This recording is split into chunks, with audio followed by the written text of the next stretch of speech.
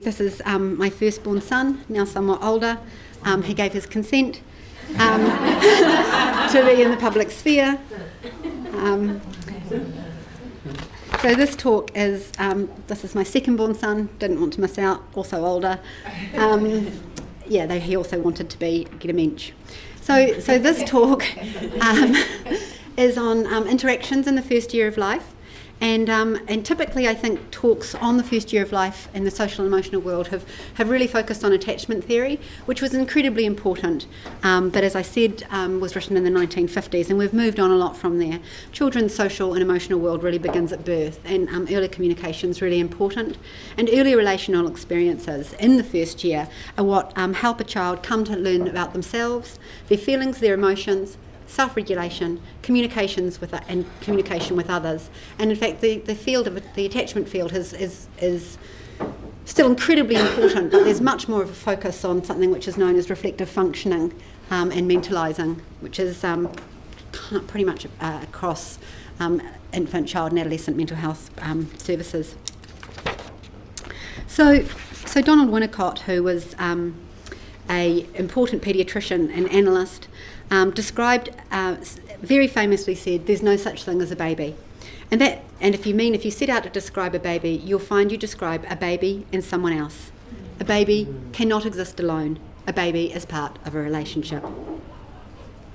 So this well-known quote, he's not as good looking as my children, but he was an amazing man, and he was the person who coined the phrase, the good enough parent, which I think is quite well known.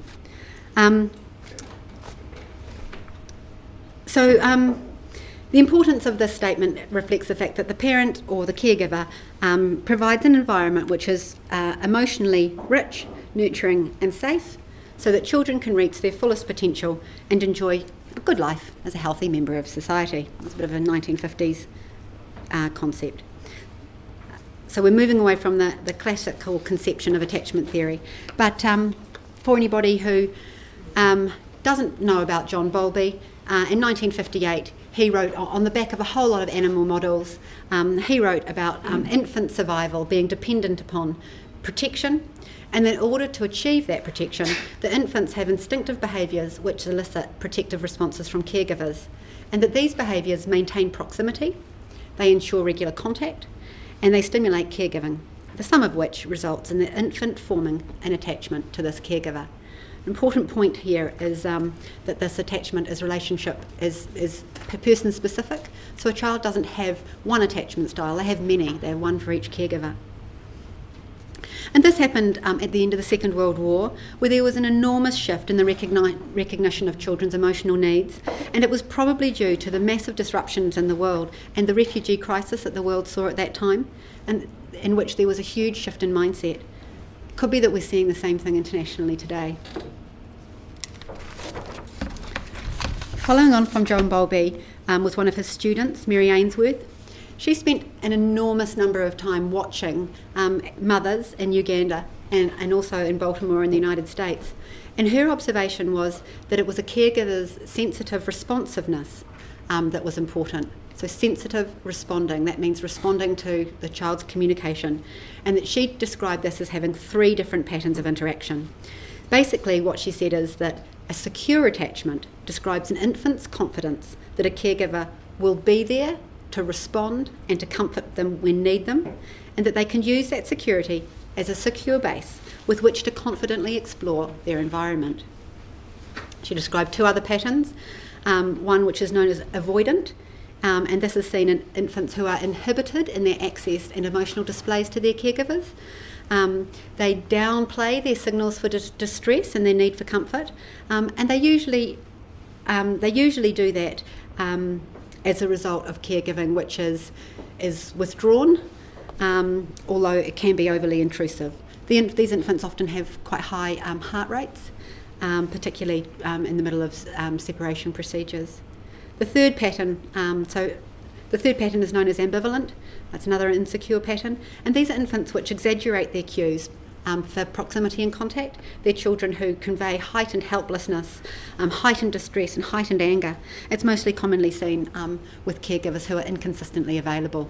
There's also quite important cultural contexts for these. So across the world we've got about 40% of children which are secure, and security is not everything, but it does have some benefits, which I'll go on to. But about across the world, so in the Western world, it's about 15% of children are avoidant, and about the same are ambivalent. And it leaves a big group which are known as disorganised, and they're much more important in the clinical world.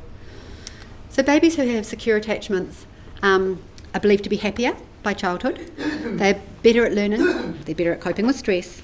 They do better when they go to school. They're likely to have good friendships. They're likely to feel good about themselves. They're more likely to develop empathy. That's the ability to understand somebody else's feelings. They have happier marriages. I suspect that they strive less, and that if our world was made up of secure people, it would be a bit more relaxed than it is now, but not all good. So it's not the only pattern to have.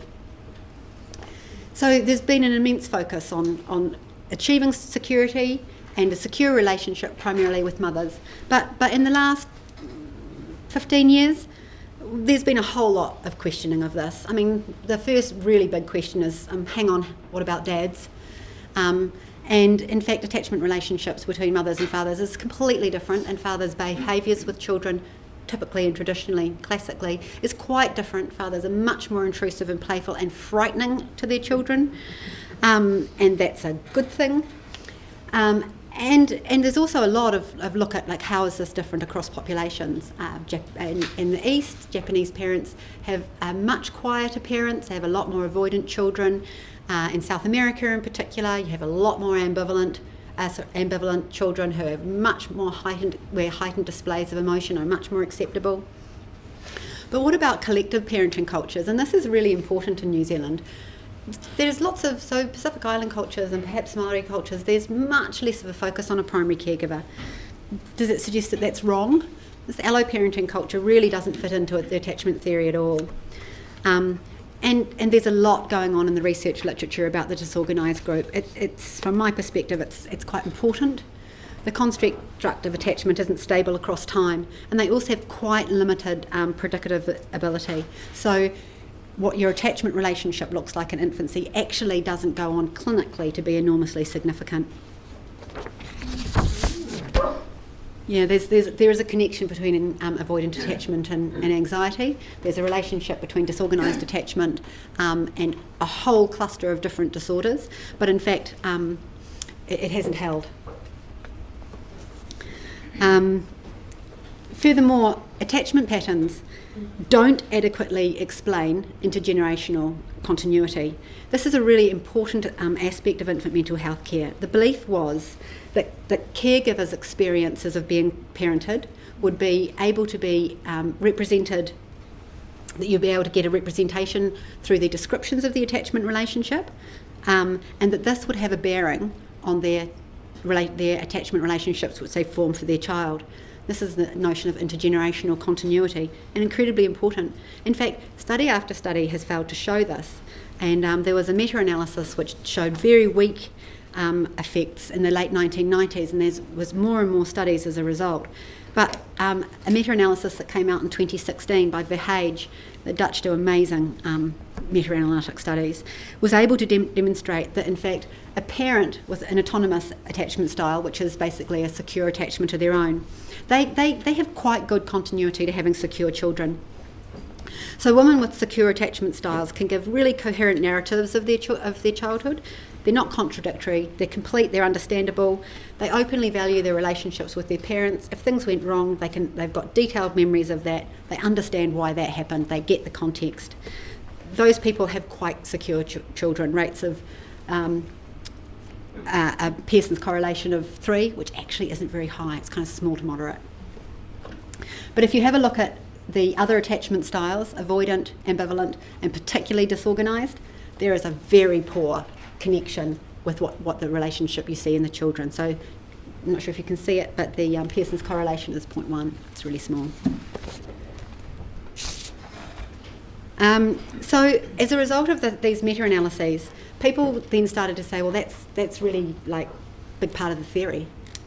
And in fact, the studies that went on to say that sensitive responsiveness, which is what's responsible for your attachment pattern, is responsible for about 10% of the transmission between adult and infant attachment style.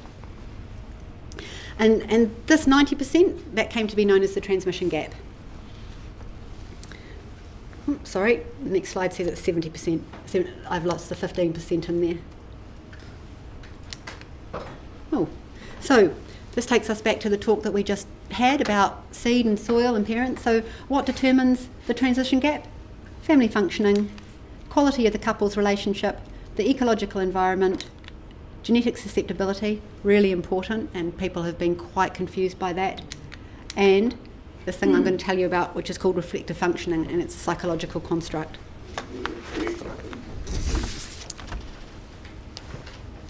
So I'd like to go back to the beginning, not back to the beginning in utero, but to birth.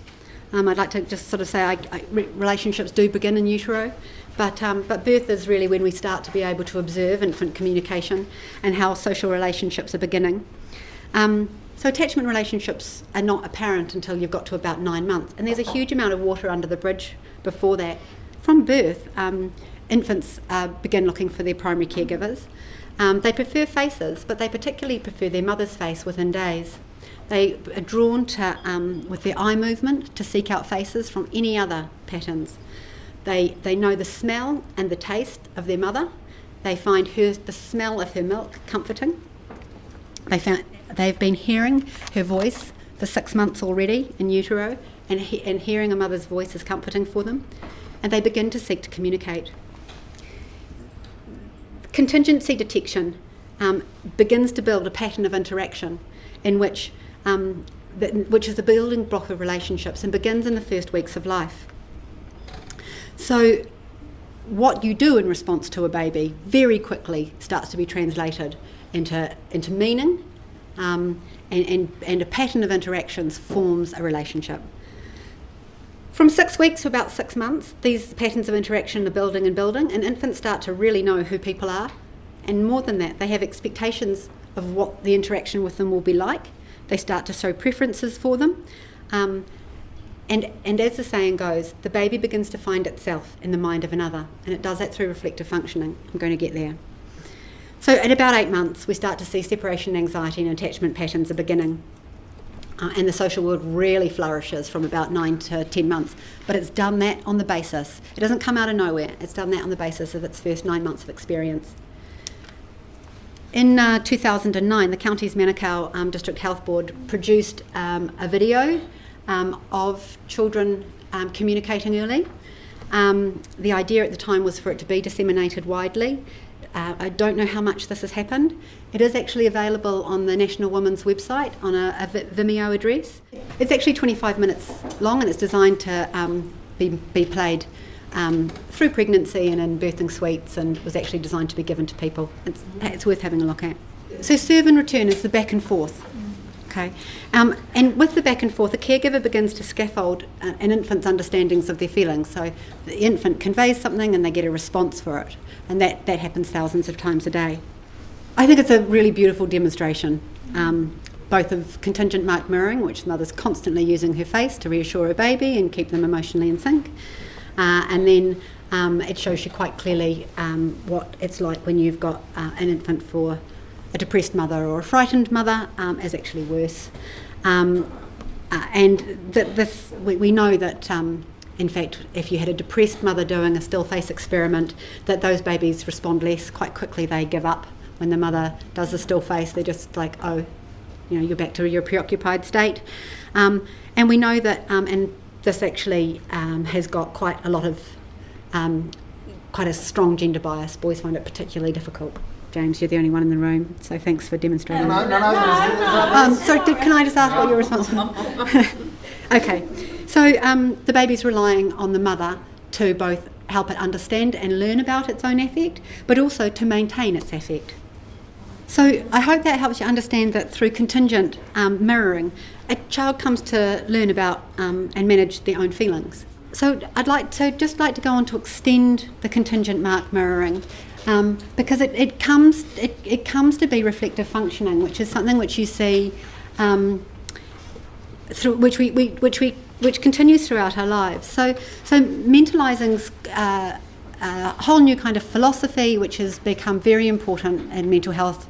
Came out from Peter Fonagy in the UK in the 1990s, largely as a result of his work with women with personality disorders. There's been a lot of therapies which have sprung up around mentalising. I think you hear that it's become part of the vernacular, in fact. An extension of mentalising is a topic called reflective functioning, and it's specifically important to the field of infant mental health. It's a parent's capacity to make sense of their own mind and their child's mind. So just like you're talking about a mother with very poor reflective functioning. So just cutting down those big words, mentalising is thinking about your own mind and understanding the mind of others. And reflective functioning is the capacity to hold your child's mind in mind, to understand it, and to help them develop mentalisation. And Winnicott said that the baby looks at his mother's face and he finds himself there. So in essence, when a child has the experience of their mental states being reflected upon and responded to in a way that demonstrates this understanding, it confirms for the child a sense of their own being, an understanding of themselves and the emotional world. So really good mentalisers are curious about their own mental states, but also those of others, and they're quite flexible with them. They can recognise that that mental states can be quite opaque, that sometimes you don't understand what somebody's going about in their mind, so then they're happy to wander around in there trying to figure out what that meant. And that really, these are the skills that you really want for problem solving and attending meetings. It helps you differentiate yourself from others, as well as own your own behaviour. Highly reflective parents try to make sense of their child's thoughts and emotions and to make connections between their thoughts and emotions and their behaviours. So I think this is where parenting programs start to kind of run into difficulty, because parenting programs describe a behaviour and a response to it, just like the example that you gave, whereas in fact there's an explanation gap in there. And it's one of the reasons I think that although parenting programs are very effective, they're not good. Mentalisers don't need them, and people who are really poor mentalisers and are trying to learn a new set of rules can't make sense of them either. So it's actually really important to understand that your thoughts are your own, but they can influence your child, but your child holds completely their own separate set of thoughts. This is really important in the field of mental health. But it's important for us all. It's really important to recognise that when you come home from a long day, that if your child's behaviour is a reflection of their needs, and meeting those needs, those emotional needs, with meeting the emotional need rather than downplaying a behaviour that you don't particularly like. So it's moving into a kind of quite a different way to encourage people to respond to their children. And in essence, reflective functioning means that the children have an experience of themselves and that their emotions are understood. So poorly reflective parents, they actually downplay their own feelings and they downplay the feelings of their children. So you might recognise this in conversations that you have with people in which there's a whole lot of talk, a whole lot of descriptions of I came home and then this happened and then I cooked this, but none of the words in there convey any emotions. So for example, I came home, my child was running around, he was kicking his bag, it was noisy, it was dinner time, I just got on with cooking the meal. So when I describe that, I've used no emotional words in there, but I think for most people you still can convey a sense of what was going on. But not for everybody. For some people they're just describing behaviour without actually pairing it with emotion. People who are poorly reflective, it can actually be quite hard to evoke feelings in them. If you ask them questions about their children, you can get a lot of I don't knows, or a lot of a lack of elaboration, and also a lot of generalisations and harking back to their own experience. For example, It never did me any harm. People in my generation weren't as affectionate with their children. I didn't think that we needed to be giving people positive praise all the time. They're kind of anti-reflective statements. They're kind of denying of the value of the emotions in somebody else's emotional world. In fact, there is such thing as an anti-reflective people. I've met a few in which my questions about their children were responded to by one person quite aggressively with, I get sick of people like you trying to get inside my head. So there are a number of parenting programs which are particularly designed to increase parenting reflective functioning. One of them I mentioned earlier today, the Suchman one, the Mothers and Toddler program. In this one, this is a drug rehab program for mothers that are heavily addicted.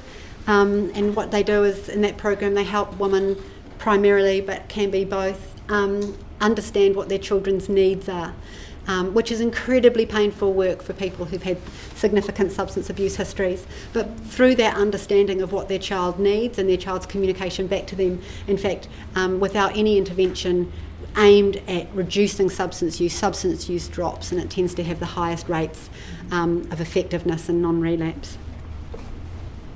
But there's many of these. Minding the Baby is a reflective home visiting program, just been rolled out in the UK. The ones that we using quite a bit in New Zealand are Watch, Wait and Wonder and Circle of Security. But since none of you probably want to become clinicians and practitioners and teaching reflective functioning, what I really wanted to talk to you a little bit about was the importance that we all take learn to use our reflective skills more and more, and that we do them, and it's actually pretty straightforward stuff. So basically, if you were to Google how to promote reflective functioning in my everyday practice, this is what I'd just like to talk to you about. And the first part of that is by what we call prioritising a curious stance and de-emphasising imparting knowledge. We do an awful lot of telling people what to do, but we really can't do that before we've shown some curiosity in what they might be wanting and where they might be at. In clinical settings, we talk about people about meeting them where they are and then asking those questions, and the questions in themselves have therapeutic value. So this is what we call taking a stance of not knowing. The other thing that's really important for everybody is the management of self. For people working with people, staying regulated yourself, pretty important. Anyone who works in home visiting settings will know this all too well. The value of being calm amidst chaotic settings. The need to be patient and the need to wait. Pretty rare ability in our time-pressured worlds. And then really what the next sort of step to do is to build a dialogue using questions in just everyday settings. By demonstrating an interest in a mother's mind, she will come to increase her ability to understand her own baby's mind. Starting with a focus on the parent, building their capacity to talk about their emotional worlds. What worries you about being a parent? Really easy opener. Parenting's full of worrying. What's been the most surprising part of being a parent? Has there been a time this week where parenting has given you pleasure? Really important question, because just the discussion of it, in fact, increases the experience for them. What brings you joy? What gives you difficulty? What do you miss about the time before you were a parent? Essentially, these are all questions that ask about feelings. They also are questions that ask about children's emotions and relationship. And it builds everybody's dialogue and talking about thoughts and feelings. And it moves us away from telling and teaching. And then once you've actually built a bit of a platform, that's the time to start asking people more questions about their infants. And it's all this sort of work is done best in the moment. So sort of thinking in midwifery settings, when a baby's born, if they're in the bath, do you think your baby likes the bath? What did they do that made you think that? So bringing their eyes and attention to emotions and behaviour. What do you think your baby feels about your decision to stop breastfeeding, sleeping away from them at night? Just ask. See what you get. Do you think you've ever had that same experience? What evoked that in you? For people who have really poor ability to understand their child's feeling, there's a technique which is called speaking for the child. It's a really important and really easy one. So an example of that would be, "Oh, Mummy, that's a nice smile. I like it. I like it when you smile at me. It makes me feel like you're pleased with me." Or, "Mummy, I like it when you tickle me. I like to be tickled. It makes me feel happy. You look happy too, Mummy." So building the dialogue between them of what the emotional connecting part of the experience is.